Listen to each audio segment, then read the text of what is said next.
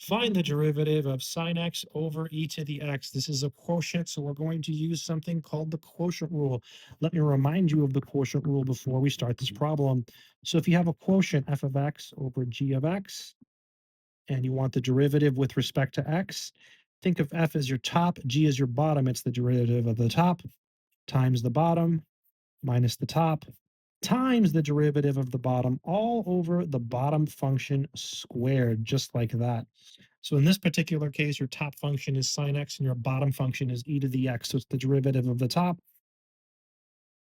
times the bottom minus the top times the derivative of the top function of the bottom function. The bottom function is e to the x. Its derivative is simply e to the x all over the bottom function squared, just like that. Let's check our work here. It's the derivative of the top. So the derivative of sine is cosine times the bottom minus the top, which is sine, times the derivative of the bottom. The derivative of e to the x is e to the x all over e to the x squared.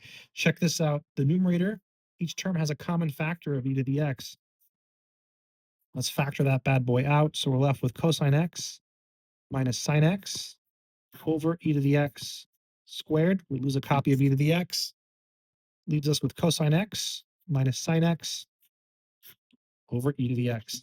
And that, my friends, would be the final answer.